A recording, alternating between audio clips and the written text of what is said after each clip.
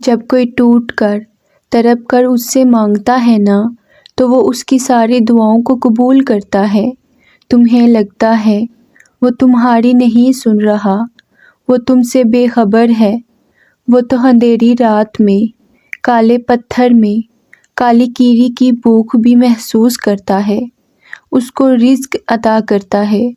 کیسے ممکن ہے وہ تم سے 70 ماؤں سے بھی زیادہ پیار کرنے والا تمہاری دعاؤں پر قبولیت کی مہر نہ لگائے گا؟ اللہ تمہارے غموں اور پریشانیوں کو سمجھتا ہے اور ہمیں اپنی رحمتوں سے نوازتا ہے۔ مایوس نہ ہونا، جن کے لیے مشکلات زیادہ ہوتی ہیں ان کی طرف سے رب کی محبت اور انعام بھی زیادہ ہوتا ہے۔ ہمیشہ امید اور بھروسہ رکھنا چاہیے، کیونکہ اللہ ہمارے صبر اور ایمان کو آزما کر ہمارے لیے بہترین انعام اور فضل کی طرف لے جاتا ہے۔ قرآن پاک ہمیں زندگی کے ہر موڑ پر تسلی دیتا ہے۔ اس میں ہمیں یہ سمجھایا جاتا ہے کہ ہم نا امید نہ ہوں، کمزور نہ پڑیں اور اللہ تعالیٰ پر پورا یقین رکھیں۔ ہمارا رب ہمارے ساتھ ہے اور اگر ہم اس کی رضا اور انعام کی طرف رجوع کریں گے تو ہماری ہر پریشانی دور ہو جائے گی۔ اللہ تعالیٰ ہمیں صبر اور امید کی توفیق عطا فرمائے اور ہمیں اپنی ذات پر پورا یقین رکھنے کی صلاحیت بخشے۔ جب تم توکل کرتے ہو تو یہ سمجھو کہ جو مانگا ہے وہ ضرور ملے گا، لیکن کیسے ملے گا یہ سمجھنے کی کوشش نہ کرو، بلکہ صبر کرو کہ جو مانگا ہے وہ ہر صورت میں ملے گا۔ اس کے بارے میں فیصلہ کرنے والا خدا ہے، تو اس پر بھروسہ کرو۔ ہم انسان تو صرف مشورہ دے سکتے ہیں، مگر مالک معجزات تو صرف پیارا اللہ ہے، جس کی قدرت اور رحمت سے کوئی شخص محروم نہیں ہے۔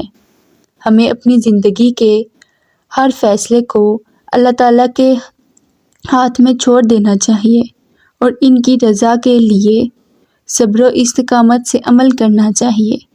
اگر آپ کبھی زندگی میں ایسی مصیبتوں سے گزرتے ہیں جن کے بارے میں آپ نے کبھی سوچا نہیں تھا، تو یاد رکھیں کہ اللہ پاک ایسے حالات کے لیے بھی آپ کو تیار کرتا ہے جن کے بارے میں آپ نے کبھی خیال ہی نہ کیا ہوگا۔ تم صرف ہمت نہ ہارو اور خود کو اکیلا نہ سمجھو۔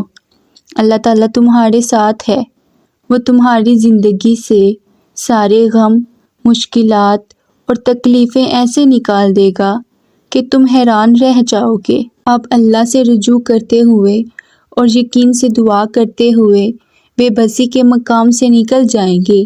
جب آپ دعاؤں پر یقین حاصل کر لیں گے تو ایسی ہر چیز جو ابھی تک آپ کے لیے ناممکن نظر آتی ہے، واقعات میں ممکن ہو جائے گی۔ جو چیز آپ کے نصیب میں نہیں ہے وہ بھی آپ کو مل جائے گی۔ ہم شکایت کرتے ہیں کہ تمہاری پسند نہیں دی گئی، لیکن وہ تو اس سے بھی زیادہ محبت کرتا ہے، تو وہ کیسے تمہیں غلط دے گا؟